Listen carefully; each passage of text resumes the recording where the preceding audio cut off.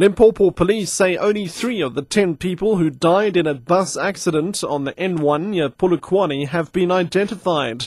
And South Africa's interest rate is too low and inflation too high to encourage economic growth. I'm Richard Brooks.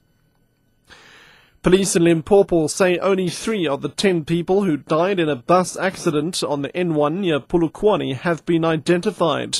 The ZCC members were on their way from Bulawayo in Zimbabwe to KZN when the accident happened early yesterday morning.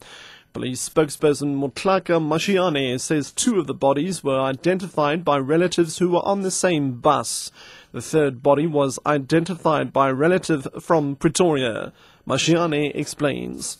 3 bodies has been identified by the relatives. We are left with 7, and we are appealing to the next of kin or anyone whose relative has been involved in an accident or visited Zimbabwe with the ZCC members and could not return back.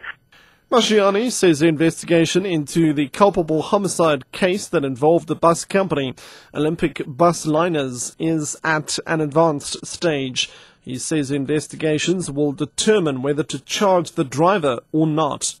The police investigation with regard to the culpable homicide case are at an advanced stage. We have collected all the relevant statements from the witnesses, and the scene of crime, we have already reconstructed it, and then the docket is now ready to be taken to the public prosecution for a decision. South Africa's interest rate is too low and inflation too high to encourage economic growth. Economist Chris Hart says policymakers have forgotten that savings is a critical part of driving economic growth. He said South Africa's repo rate of 5.5% was too low to encourage growth. At the same time, the inflation rate of 5.7% was too high to make savings worthwhile. Investors needed to be compensated for inflation and time when saving. A recent study has found that the names of at least a quarter of the people living in RDP houses do not match the data in the housing subsidy system. That's according to Human Settlements Minister Tokyo Sexwale. He was replying to a parliamentary question.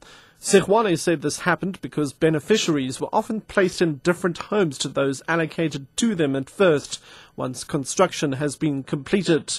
The discrepancies will be rectified in a reconciliation process.